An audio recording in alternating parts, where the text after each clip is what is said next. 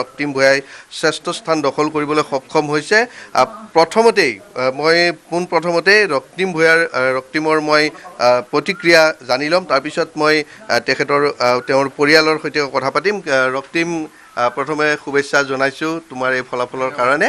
News লাইভৰ তৰফৰ পৰা তোমাক বহুত বহুত কৃতজ্ঞতা আৰু শুভেচ্ছা জ্ঞাপন কৰিছোঁ। আৰু তোমাৰ এই মুহূৰ্তত খবৰটো পোৱাৰ পিছত কেনেকুৱা লাগে? বহুত বেছি মানে ভাল লাগিছে, কাৰণ ষ্টেণ্ড কৰিম বুলি সৰুৰ পৰাই চবৰে আশা থাকে নহয়। এতিয়া যেতিয়া ফাৰ্ষ্ট ষ্টেণ্ড কৰে তেতিয়া আৰু বেছি ভাল লাগে আৰু তাতকৈ আৰু বুজাব নোৱাৰা ফূৰ্তি হয় আৰু। মই প্ৰীতপল বেজবৰুৱাৰ ওচৰলৈ যাম আৰু তেওঁৰ পৰা জানিব খুজিম যে যিটো ফলাফল পাইছা তুমি মানে ভাবিছিলানে? নাই, দ্বিতীয় স্থান পাম বুলি কেতিয়াও ভবা নাছিলোঁ। স্থান এটাৰ ওচৰে পাজৰে থাকিব বুলি ভাবিছিলোঁ। অত্যন্ত সুখী আৰু ভবাতকৈ ভাল হৈছে। এই মুহূৰ্তত মই উপস্থিত আছোঁ বৰপেটাৰ চুলতানা আয়েছা ছিদ্দিকাৰ ঘৰত, আৰু আজি ঘোষণা কৰা হাইস্কুল শিক্ষান্ত পৰীক্ষাত তেওঁ তৃতীয় স্থান লাভ কৰিবলৈ সক্ষম হৈছে। বৰপেটা চেণ্ট টেৰেছা স্কুলৰ ছাত্ৰী আয়েছা ছিদ্দিকা। আৰু এই মুহূৰ্তত মই তেওঁৰ মনৰ অনুভৱ জানিব বিচাৰিম। দেখা গৈছে আজি খবৰ পোৱাৰ পিছতে তেওঁলোকৰ মনত এক আনন্দৰ জোৱাৰ বৈছে। কি ক'বা আজি এই মুহূৰ্তত তুমি প্ৰথমতে তোমাৰ মনত কেনেকুৱা অনুভৱ হৈছে, কি ক'বা? খুবেই আনন্দিত হৈছোঁ, বহুত ভাল লাগিছে। নিজে যিখিনি হাৰ্ডৱৰ্ক কৰিছিলোঁ সেইখিনি ঠিকমতে ফল পাইছোঁ বুলি। সংগীতৰ সমান্তৰালকৈ নাহিদ আফৰিনে আচলতে পঢ়া শুনাৰ ক্ষেত্ৰতো তেওঁ আগুৱাই গৈছিল, আৰু নাহিদে যি হাইস্কুল শিক্ষান্ত পৰীক্ষা অনুষ্ঠিত হ'ল তেওঁ তাত অৱতীৰ্ণ হৈছিলে আৰু আজি সুখ্যাতিৰে উত্তীৰ্ণ হৈছিলে।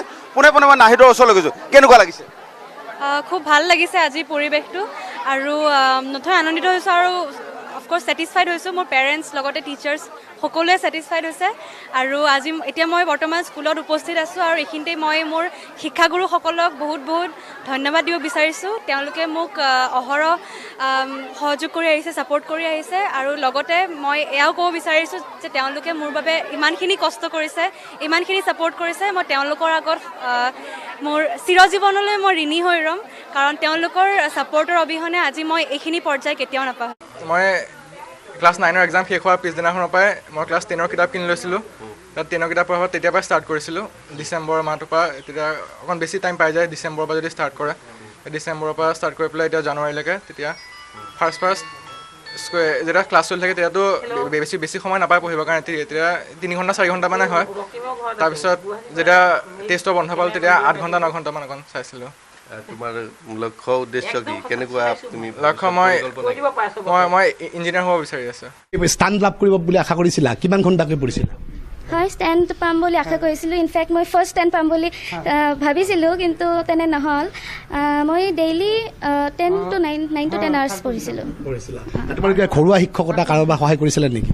ঘৰুৱা শিক্ষক তেনেকুৱা নাছিলে, কেইমাহমান টিউশ্যন লৈছিলোঁ আৰু টেষ্টৰ পিছত লৈছিলোঁ। এতিয়া তুমি ক'ত পঢ়া শুনা কৰিবা, ক'ত যাবা? তেনেকৈ ডিচাইড হোৱা নাই। চায়েন্স ল'ম, তাৰপিছত এইমছ এক্সামৰ কাৰণে প্ৰিপেয়াৰ কৰিম। ভৱিষ্যতে কি হোৱাৰ তোমাৰ ইচ্ছা আছে? ডক্টৰ।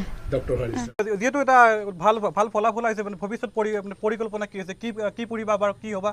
মই ইঞ্জিনিয়াৰ হোৱাৰে লক্ষ্য আছে। ইয়াৰ বাবে IIT এখন পাম বুলি আশা ৰাখিছোঁ ভৱিষ্যতে।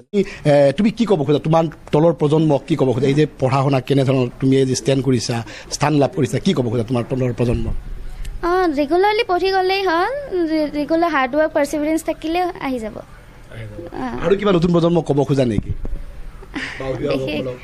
ফ'ৰ্চ কৰিব নালাগে যে ইমান টাইম, বহুত টাইম পঢ়িব নালাগে। কোৱালিটি ষ্টাডি, কোৱান্টিটি ষ্টাডি নালাগে। যিমানখিনি পঢ়া ভালকৈ পঢ়া, আৰু বেছি তাৰমানে যিমানখিনি নিজৰ পৰা যায় আৰু don't go out of your limits.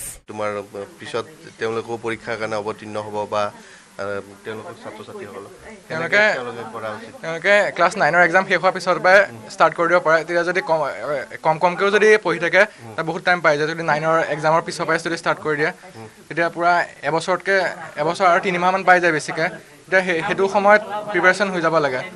সেইটো সময়ত যথেষ্টখিনি হৈ যায়। যদি কম সময়ৰ পৰা ষ্টাৰ্ট কৰে তেতিয়া বেছি পঢ়িলেও মানে বেছি প্ৰেছাৰ পৰে। কিন্তু যদি কমকৈও পঢ়ি যদি বহুত দিনৰ পৰা পঢ়ি থাকে তেতিয়া